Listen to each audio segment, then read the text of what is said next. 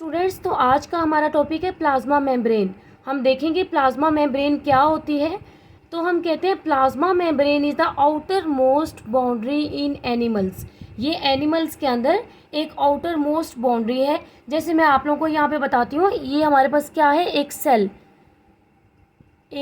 है। सेल की जो आउटर मोस्ट बाउंड्री है, इसको हम नाम देते हैं प्लाज्मा मेम्ब्रेन का, या हम इसे कहते हैं सेल मेम्ब्रेन।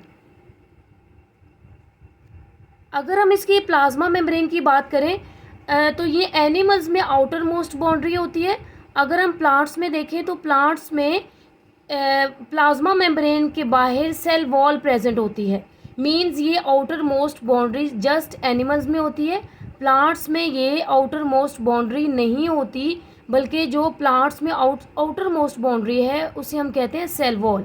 नेक्स्ट हमारे पास आ जाता है कंपोजिशन की। अगर हम बात करें तो प्लाज्मा मेम्ब्रेन की क्या कंपोजिशन है एनिमल्स में, तो हम देखते हैं इसकी कंपोजिशन क्या होती है। 60 to 80% हम कहते हैं प्रोटीन्स प्रेजेंट होती हैं। मीन्स प्लाज्मा मेम्ब्रेन जो है वो 60 to 80% प्रोटीन से मिलके बनी होती है। उसके बाद हम बात करते हैं लिपिड्स की। तो लिपिड्स की जो हम कहते हैं अमाउंट कितनी प्रेजेंट होती है, 20 to 40%। 20 to 40% जो है लिपिड्स प्रेजेंट होते हैं प्लाज्मा मेम्ब्रेन में। उसके बाद हम कहते हैं स्मॉल अमाउंट में क्या होते हैं, कार्बोहाइड्रेट्स प्रेजेंट होते हैं। तो हम कहते हैं मेनली ये इसकी कंपोजिशन बनाते हैं में जो सबसे ज़्यादा अमाउंट में है प्रोटीन्स, उसके बाद आ जाते हैं लिपिड्स, और जो हम कहते हैं बिल्कुल माइनर अमाउंट में, स्मॉल अमाउंट में कार्बोहाइड्रेट्स प्रेजेंट होते हैं। तो नेक्स्ट हम देखते हैं जो प्लाज्मा मेम्ब्रेन है इसके क्या मॉडल्स हैं और इसके बारे में क्या बताया गया। सबसे पहले हम कहते हैं unit membrane model. Second number पे हमारे पास है फ्लूइड मोज़ेक मॉडल। सबसे पहले जो प्लाज्मा मेम्ब्रेन का स्ट्रक्चर आया था, या हम कहते हैं प्लाज्मा मेम्ब्रेन का मॉडल जो हमारे सामने आया था, वो क्या था, यूनिट मेम्ब्रेन मॉडल। अगर हम यूनिट मेम्ब्रेन मॉडल की बात करते हैं तो ये डायग्राम आप लोगों को शो हो रही है यूनिट मेम्ब्रेन मॉडल की। तो ये देखिए दरमियान में क्या है, लिपिड्स बाई लेयर।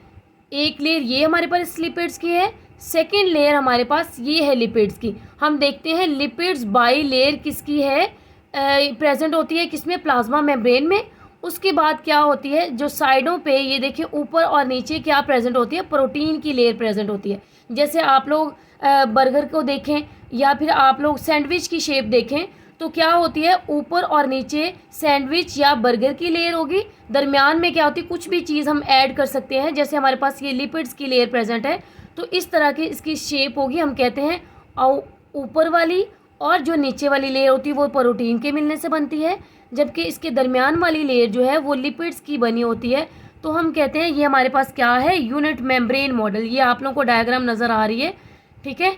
बाद में ये जो यूनिट मेम्ब्रेन मॉडल है इसको रिजेक्ट कर दिया गया था। उसके बाद हम देखते हैं हमारे पास जो न्यूली हमारे पास जो इसका स्ट्रक्चर आया है वो क्या है, प्लाज्मा मेम्ब्रेन का फ्लूइड मोज़ेक मॉडल। अब इसको फ्लूइड मोज़ेक मॉडल क्यों कहा गया, क्योंकि इसके अंदर क्या होता है, फ्लूइड प्रेजेंट होता है। ये देखें, ये मैंने आप लोगों को डायग्राम बना के बताई है।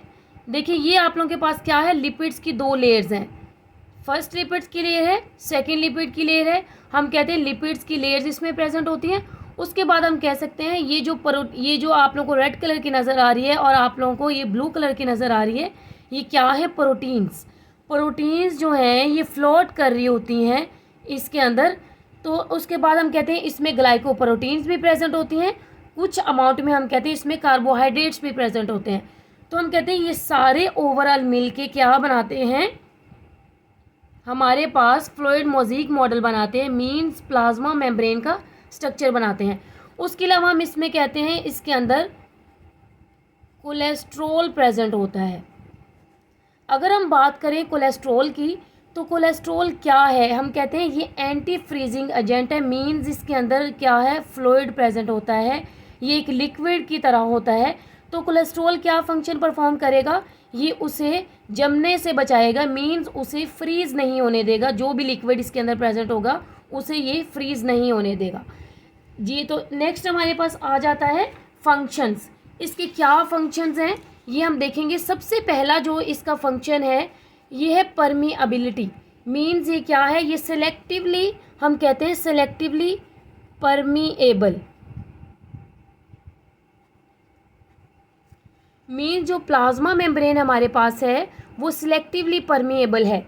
ये कुछ सब्सटेंसेस को, कुछ आयंस को, कुछ मॉलिक्यूल्स को अंदर जाने देगी, कुछ को ये नहीं जाने देगा। अब हम देखते हैं किन मॉलिक्यूल्स को या किस चीज़ को ये अंदर जाने देगी। तो हम कहते हैं ये लिपिड के मॉलिक्यूल्स को, जो कि लिपिड सॉल्यूबल होंगे, इसको ये इजीली जाने देगी प्लाज्मा मेम्ब्रेन के अंदर। मीन्स प्लाज्मा मेम्ब्रेन पास होने देगी इसे, ठीक है। सेकेंड नंबर पे हम कहते हैं अगर कोई आयंस वगैरह हैं, जैसे उसके ऊपर पॉजिटिव चार्ज है या फिर उसके ऊपर नेगेटिव चार्ज है, तो ये इसे सेल के अंदर मूव नहीं होने देगी। नेक्स्ट हमारे पास क्या पॉइंट आ जाता है, नेक्स्ट हमारे पास स्टेप है ट्रांसपोर्ट। अगर हम ट्रांसपोर्ट की बात करते हैं तो ये जैसे मैंने आप लोगों को एक सेल ड्रॉ करके बताया है। अब ये क्या होता है, कुछ चीज़ों को सेल के अंदर ट्रांसपोर्ट करती है और कुछ चीज़ों को क्या करती है, सेल के बाहर ट्रांसपोर्ट करती है, ठीक है। तो हम कहते हैं प्लाज्मा मेम्ब्रेन जो है ये सेल के अंदर और बाहर जो है ये ट्रांसपोर्ट का काम करती है। आगे हम देखते हैं चीज़ें कैसे इसमें ट्रांसपोर्ट होती हैं। हम देखते हैं वो हमारे पास वाटर के मॉलिक्यूल्स हो सकते हैं या फिर हमारे पास सिंपल मॉलिक्यूल्स हो सकते हैं। तो सबसे पहले मैं आप लोगों को बताऊंगी एक्टिव ट्रांसपोर्ट के बारे में। एक्टिव ट्रांसपोर्ट होती क्या है, अगर मॉलिक्यूल्स जो हैं, अगर हमारे पास मॉलिक्यूल्स लो कंसंट्रेशन से हाई कंसंट्रेशन की तरफ मूव करेंगे, इसको हम नाम देते हैं एक्टिव ट्रांसपोर्ट। मैं दोबारा फिर बता देती हूँ, अगर मॉलिक्यूल्स लो कंसंट्रेशन से हाई कंसंट्रेशन की तरफ मूव करेंगे तो इसको हम कहते हैं एक्टिव ट्रांसपोर्ट। अब एक्टिव ट्रांसपोर्ट में क्या होता है, एटीपी रिक्वायर्ड होती है। हम कहते हैं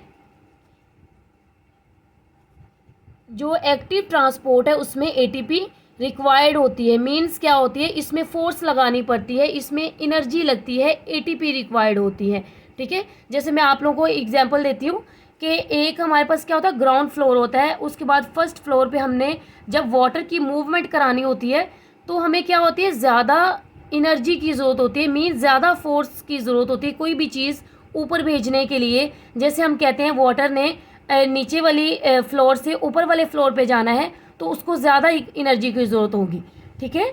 नेक्स्ट हमारे पास आ जाता है पैसिव ट्रांसपोर्ट।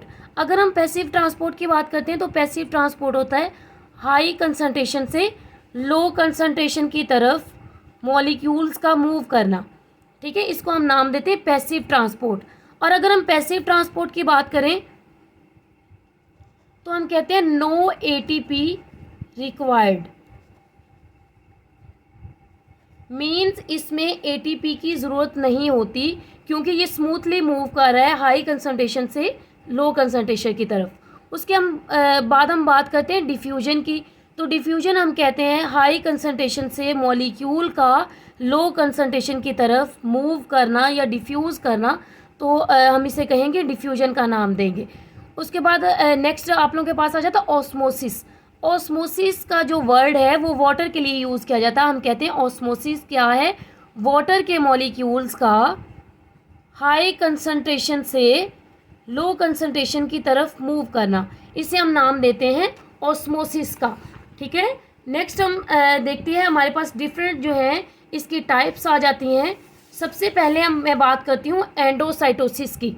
तो आप लोगों को नाम से ही पता चल रहा है एंडोसाइटोसिस मीन्स क्या है, जो भी कोई मटेरियल है या हम कह सकते हैं कोई भी सब्सटेंस है तो उसने क्या करना है, सेल के अंदर मूव करना है। ये देखें ये सेल के अंदर मूव कर रहा है तो हम कहते हैं ये सेल के अंदर इस तरह मूवमेंट करता है और सेल के अंदर जाता है, इसे हम नाम देते हैं एंडोसाइटोसिस का। किसी भी सब्सटेंस का या किसी भी मटेरियल का सेल के अंदर मूव करना, इसे हम कहते हैं एंडोसाइटोसिस।